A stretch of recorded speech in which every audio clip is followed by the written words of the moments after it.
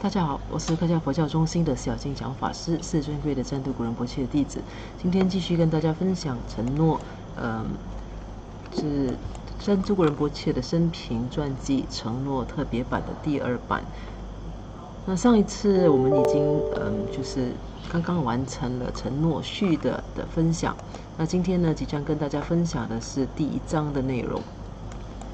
那承诺的第1章呢，它的内容主要是介绍仁波切出生的地点，他在从出生到前往美国之前的那段经历。那我们看看这个第1章的，就是第1章的封面，急躁出现。第1章，中国台湾台北，1965年至1972年。那1965年至1972年，也是仁波切在从出生到他离开台湾之前那段时间。但与祥瑞生逢乱世，占都古仁波切的一生注定非同凡响。这是第1章的第1页的介绍。那目前大家在画面上看到这张图呢，这个是仁波切他生命中他最早期居住的地方，但是早年的生活就在这里度过。那是一个很残旧的一个旧式的店屋楼上的3楼，仁波切就一直住在那里，直到他6岁那年，就是被送往美国为止。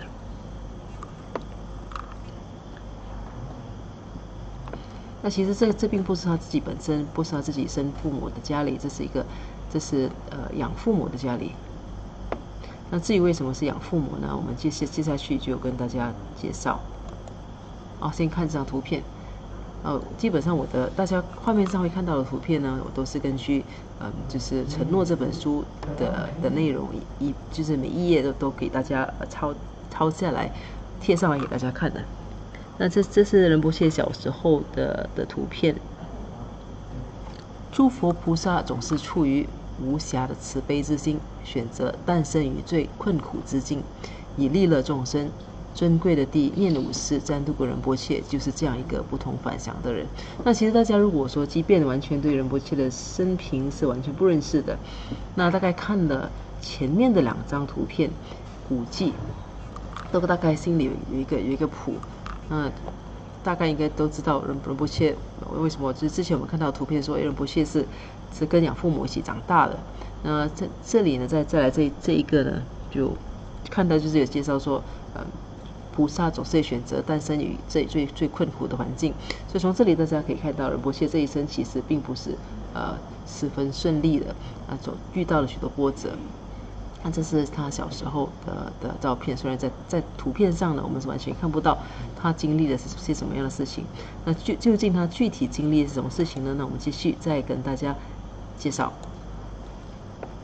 这张图是承诺第22页。好，可以开始给大家念。帝瓦宁波怀着仁波切期间经常有吉祥的梦境。那这是开头的一段文字。那帝瓦宁波呢，就是图片中的这位就是女生。那这位女生呢，其实就是我们的故事的主角尊贵占都古仁波切的亲生母亲。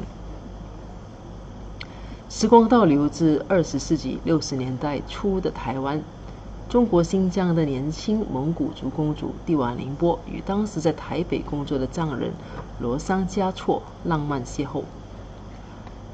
20岁出头的帝瓦宁波被英俊的罗桑嘉措所深深吸引，全然不知对方在西藏早有家室。当发现实情时，一切却为时已晚。她已怀了她的孩子。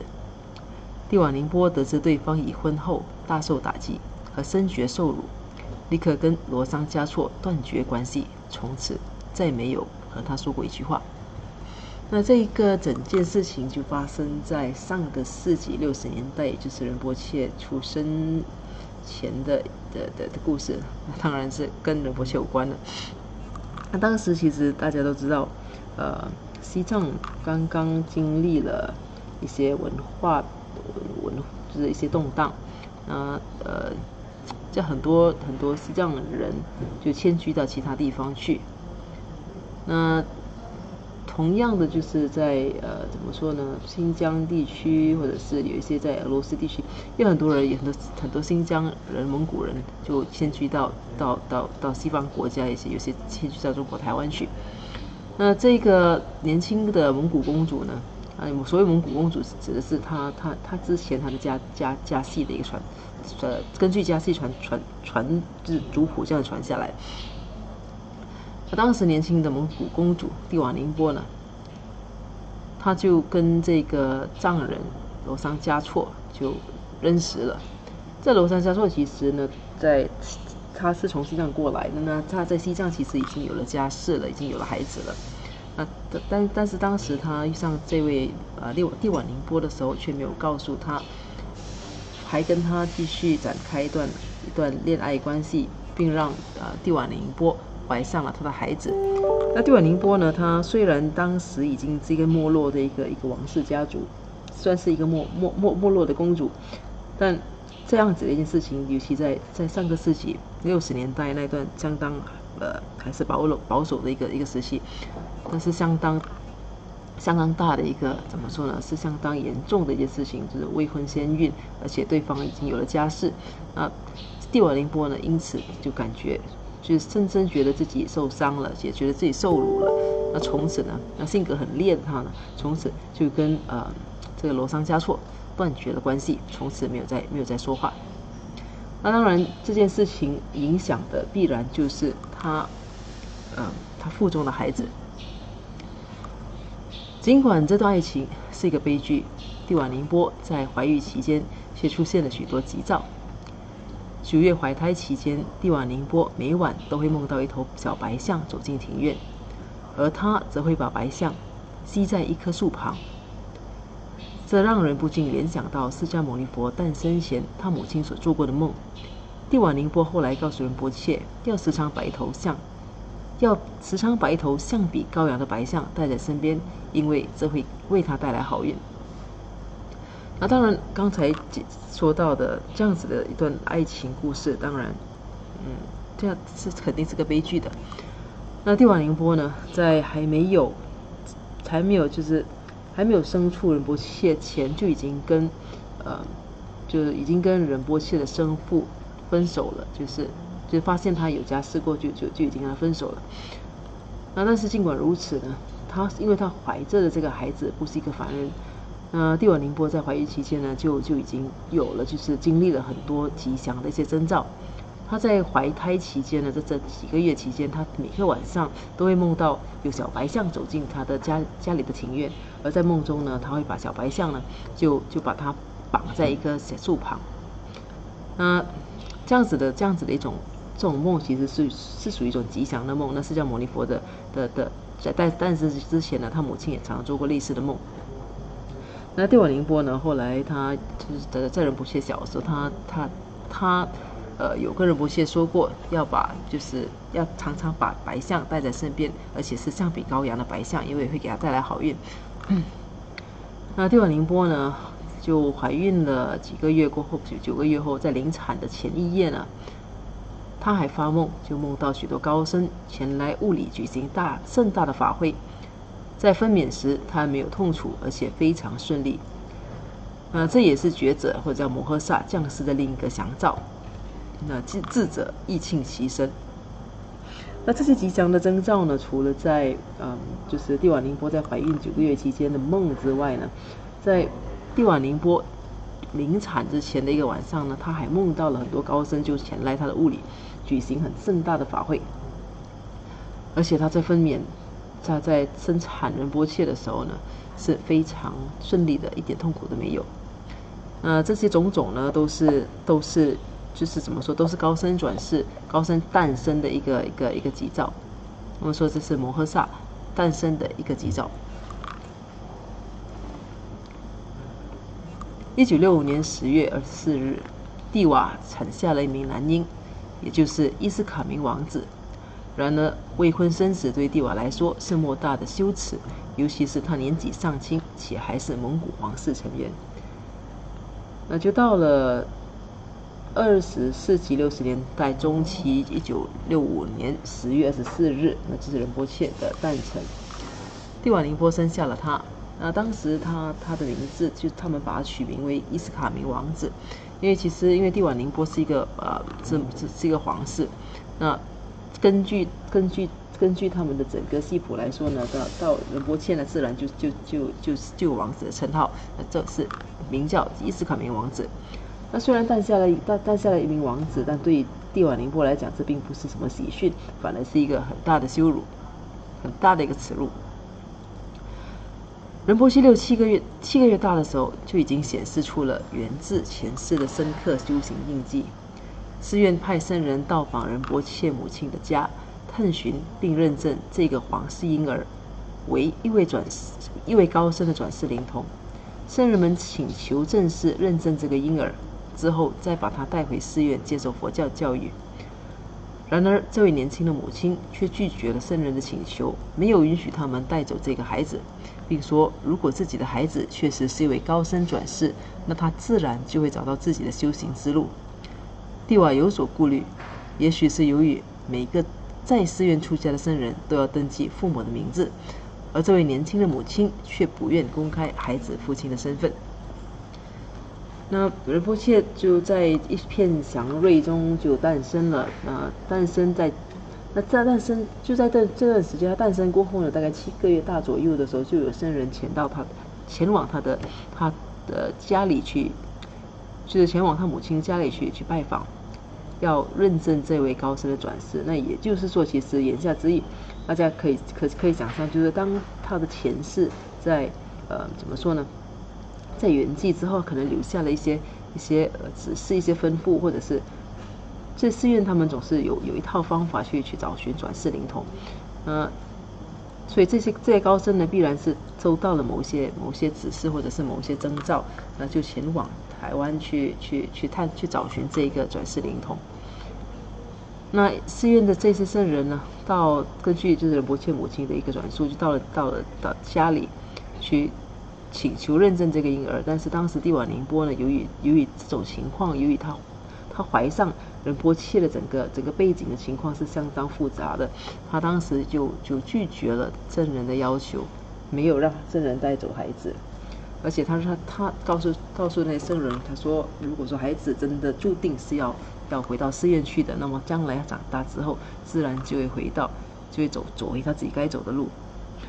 蒂瓦宁波呢，他当时这样子的顾虑，也许是因为，其实每一位高僧，如果说转世要接受坐床礼的话呢，基本上他们都需要登记自己的父母的名字，就是个人家里的资料详情都要登记下来。而蒂瓦宁波不希望的这些资料被公开，尤其不想公开孩子的父亲的身份。之后不久，这名孩子就被交托给一名名叫施妈妈的养母照料。她和施妈妈当军官的丈夫以及3个儿子，一起住在台北一间位于3楼朝向大街的住房里。住房楼下是杂货店，而小仁波切就读的学校也在附近。那由于蒂瓦宁波他觉得就是怀上仁波切这件事情就未婚先孕，而且不只是未婚，他没有办法跟仁波切的父亲结婚，因为仁波切的父亲早就已经有了家室。那在这样子的情况下，就等于是一个单亲妈妈的这样子的情况，我们现在来说也许是很普遍的，但是对当时来说，这却是相当严重的一件事情。所以仁波切的母亲呢就没有办法，他不敢，也许也没有是没有办法继续养这个孩子，就把这孩子呢就交托给一个叫施妈妈的养母照料。那这个施妈妈其实是接受薪水的，所以施妈妈跟她的丈夫以及3个孩子呢，就住在刚才我们给大家看到的那个台北的一间店务楼上的3楼居住。那楼下呢是杂货店。再转回去看一下刚才的那张图片，那是一个相当杂的一个地方。楼下是杂货店，那大家可以看到在怎么说呢？店前就是大街了。那最楼上最上面的一个3楼呢，就是仁波切小时候居住的地方。那这是他的养父母师妈妈和师妈妈丈夫的家里。小仁波切在师妈妈家里的生活可说是一点都不好过。他不但经常要挨饿，还不时会受到虐待，而遭受养父母3个儿子无情的嘲弄。这使得年幼的仁波切总是尽量避免待在家里。他经常在放学后独自在台北街头游荡，找食物充饥，直到半夜11、12点才蹑手蹑脚地回家睡觉。在仁波切最早期的记忆中，他总是被台北街头上的歌仔戏、人偶所吸引。这一切对他而言都十分熟悉，勾起了他记忆中潜藏的对西藏神域的记忆。那仁波切呢，在养父母家里，就其实这样子的他的养父母也不是是妈妈的什么好友，或者是闺蜜之类的，其实所以它只是算是一种生意上的往来。那是妈妈是接受钱来照顾仁波切的，所以他在是妈妈家里呢，是并不好过的。是妈妈常常没有给他就是没有给他饭吃，所以他常常会挨饿。除此之外呢，那是妈妈还有3个儿子，那3个儿子呢才经常嘲笑和欺负仁波切。所以这样子的情况呢，小仁波切在就是尽量总是有机会尽量在街头在外头流荡，就是避免回家。那所以在街头游荡的时候呢，仁波切在回忆中，他常说起吸引他的是台北的歌仔戏里面的一些人偶。那歌仔戏人偶总是怎么说，总是头上戴着那些官帽啦，脸上涂得红红的，这些背后还插这些旗子。那这些人偶呢，就勾起仁波切觉得这个是非常熟悉的。那其实这是源自于他的记忆中对于西藏神域的一些认识。小仁波切往往会被师妈妈逮个正着，并受到惩罚，要么得挨打，要么就整夜跪在米粒上。整体来说，仁波切在师妈妈的家里并没有获得应该有的关爱和照顾，就连饮食需要也都受忽略。许多夜里，他们只给年幼的仁波切喂掺了糖的白饭，导致仁波切嘴里长满了蛀牙，使得仁波切后来被带到美国时，年纪小就得接受大量的牙科治疗。那可想而知，仁波切在师妈妈的家里环境就是整个的境遇并不好。那常常挨饿，那即使他们给他食物的话呢，也常常都只是就是米饭是混上白糖。所以仁波切从小呢就满嘴蛀牙。那有些时候呢，如果说是他做了一些不小心犯了一些小错之类的，就会常常被打。那不只是被打，还要跪在米粒上。那对一个小孩子来讲呢，这其实是相当严苛，相当是个虐待来的。好，那我们现在再给大家翻到下一页。那这一页呢，是仁波切的，就是给大家就是介绍一下仁波切的他的母亲那一边的皇室家族的系谱。那最早期呢，其实是可以追溯到成吉思汗。那我们从仁波切这里是转过去算起。那仁波切呢，尊贵的聂鲁氏占都格仁波切，他如果是根据蒙古的这个系谱来说呢，他是伊斯坎明王子。那他的母亲呢是图尔扈特诺伊公主蒂瓦宁波，那父亲是欧桑嘉措，那是没有直接关系的，所以就也就是在图片上你看到，只是放一个名字，没有虚线。那母亲的父亲呢，也就是他外祖父呢是庆陵王。庆陵王除了除了就是有帝瓦宁波这个女儿之外呢，他还另外有3名孩子。那其中一位大卫明王子呢，目前还在就是还在台湾。那外祖父清明王，外祖母帝倩明。帝倩明接下去我们会给大家介绍到。那从外祖父呢，外祖父再往上追溯的话，就追溯到帕勒塔郡主。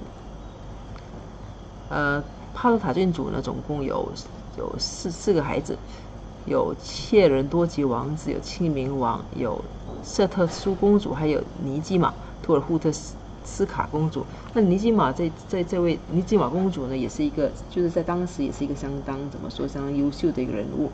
有一些学者也是还目前，如果大家做一些研究，可能还看到一些她的著作。她算是早期接受西方教育的一个杰出女性，而且对于文学、对于音乐，其实也都有相当好的掌握。那再继续追溯上去呢，是图莫林诺因、巴野王拔大汗、策勒德列诺因、巴马乌布斯诺因，再上去是班布诺因，再上去就阿育奇汗，这样子联系。一直联系，一直追溯，可以追溯到最早期，就追溯到成吉思汗去。那这个成吉思汗其实是这个怎么说呢？就是仁波切的家系，就是他们的家系的一些先祖王汉的一个结义兄弟。那好，接下去呢，就给大家有一个概念性的认识。那再接下来，我们再翻开另一页。那这图片上的，就这一页的图片呢，都是跟仁波切有着直接关系的一些人物。那从最左边这位算起，最左边这一个是仁波切的外祖父，也就是帝瓦宁波的父亲庆明王。那庆明王是巴勒塔郡主或者巴勒塔王的长子。帕勒塔曾经是新疆的郡主，也是王汉的直系后代。王汉是成吉思汗父亲的结义兄弟，是成吉思汗早期的靠山。1949年期间，庆明王携带家眷离开新疆，前往西藏，后来转到印度，最终在台湾定居。那这是最左边这个图像，这个是庆明王。那第2张图像呢是帝倩明王后。那帝倩明王后呢，就是仁波切的母亲帝瓦宁波的妈妈。那帝倩明王后在蒙古群中是深受人们爱戴和尊敬的。那到了在下一代呢，是这个年轻的一个女生，就是仁波切的母亲帝瓦宁波，她年轻时的照片。她是一位蒙古公主。人们常常就把它称为图尔扈特诺伊，也就是图尔扈特人对公主的一个尊称。再往右看，这位男生才是大卫明王子。大卫明王子呢是帝瓦宁波的兄弟，那目前居住台湾，是一名作家。最右边这张图呢，跟他们是没有直系关系的。那这一个是帝瓦宁波的。其实说帝瓦宁波，我们不如直接说是仁波切的亲生父亲。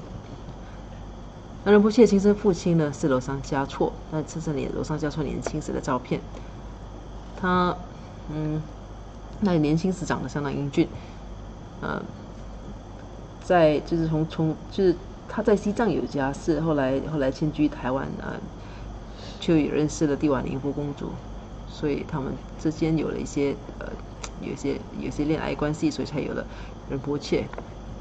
那罗桑嘉措呢，他过去曾经是一个出家人，曾经是一个僧人，也曾经是创始仁波切的助理。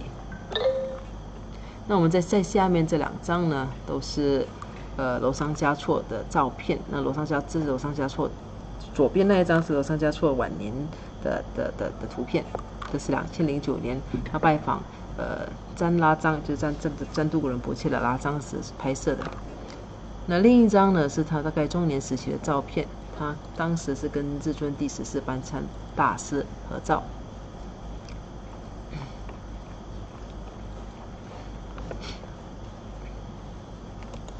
好，那我们再翻开接下去的一页。这一页呢，就有许多仁波切跟这年小的时候、年幼的时候跟一些台湾人的一起的一些照片。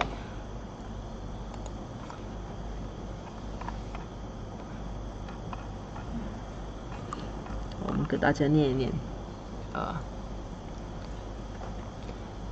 最左上角的那个照片呢，看到仁波切跟一个中年女士一起的合照。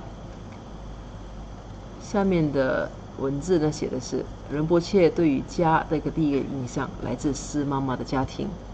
他曾经认为他们就是他真正的家人，直到很久以后，他才发现师妈妈原来只不过是自己的养母，每个月还会因为照顾自己而获得$50的报酬。那仁波切因为他一出世不久就被送到养父母家里，所以他的成长记忆里呢，他认为养父母就是他自己的亲生家人。那其实后来才发现，其实并不是那么回事。养父母，只不过是收了钱，代为照顾他，而且当时的这笔怎么说呢？照顾他的这笔费用，其实对当时来讲，这个数目还是蛮大的。每个月会有$50。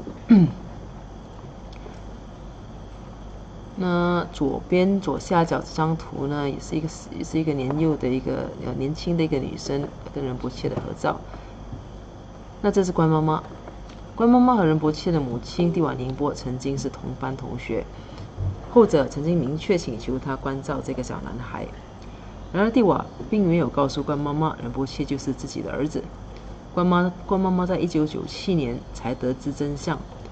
当得知仁波切是自己朋友的儿子时，他因自己没有为仁波切做更多的事情而感到非常难过。他说自己本来能够欣然收养仁波切，因为他非常喜欢他。那我们从图片中其实也看到关妈妈当时因为她跟蒂瓦宁波是同班同学，其实他们都是非常年轻的女孩子。那当时蒂瓦宁波就生下了仁波切，就是未婚先孕了。当时，而且自己所爱的对象竟然还是一个有家室的人。那他当然没有把这件事情告诉自己的同班同学，但是出于对仁波切的，就是作为母亲对孩子的一种关心，他还是特别的嘱咐自己的信任的朋友代为照顾自己的孩子。那关妈妈这件事情呢，是一直都蒙在鼓里的，一直到1997年才知道真实的情况。1997年其实那时候仁波切就已经已经长大了，到寺院接受教育了，而且已经前来马来西亚了。那关妈妈知道这件事情过后，其实对是非常难过的。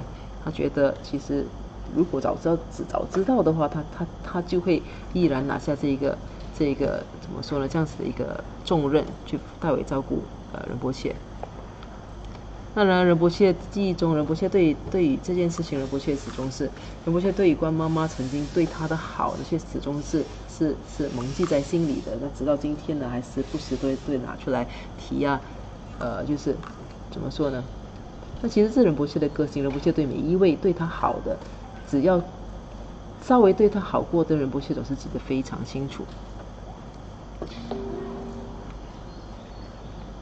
好的，那继续跟大家念一念这一页的内容。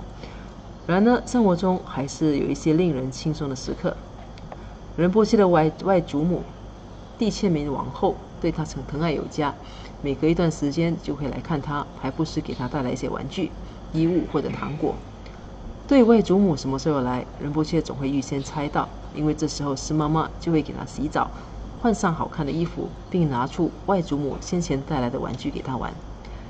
蒂切明王后万没想到，在自己离开之后，他所带给仁波切的所有玩具不但会被没收，有些甚至还变成了那3兄弟的玩具。那这个是就是怎么说呢？刚才我们说嘛，仁波切他被送到养父母家里居住。那有父母呢是妈妈，就是对仁波切并不见得非常好，就常常让他挨饿啊。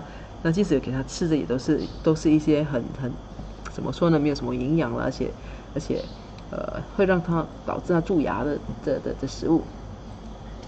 那有些时候他还接受体罚。那但是这些呢，怎么偶尔中间还有一些，至少还有一些东西是让仁波切开心的。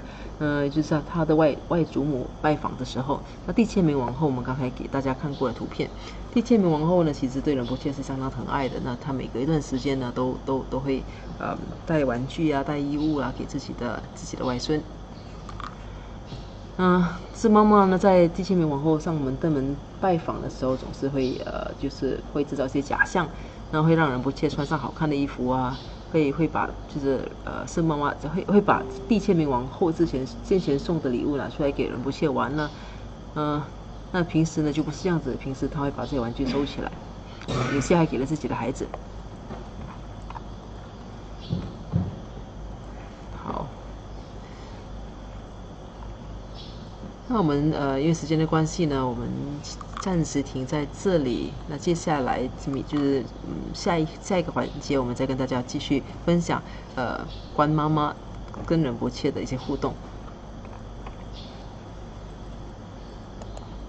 那好的，这一期的分享到这里为止呢。在结束之前，我们再做一个回向。如保珍贵菩提心，为生出者愿生出，以生出之菩提愿，岂不退转倍增长？如保珍贵之空性，为生出者愿生出，以生出之空性宝，岂不退转倍增长？愿此修一切功德，利益所有众生，助法弘，显明至尊善慧名称师，所设佛法信要诸圣教。唯愿世世不离真上师，唯愿随时享有圣正法，并于地道功德圆满后，迅速证得金刚持果位。愿我趁此善根力，速即成就上师佛，一切众生尽无余，谢令安置师佛地。愿弘扬宗喀巴，宝王正法理则记，仔细障碍之征兆，一切顺缘悉圆满。我及他人之三世，以此相属二之意，祈愿善慧名称佛，教法永驻，圣增长。愿昼吉祥，夜吉祥，昼夜60恒吉祥，一切事中皆吉祥。唯愿三宝常摄受。至尊上师身受永稳固，妙善法业普及遍十方。上业教法具光照三域，众生未尽其行恒常住。好的，谢谢大家，我们下次再见。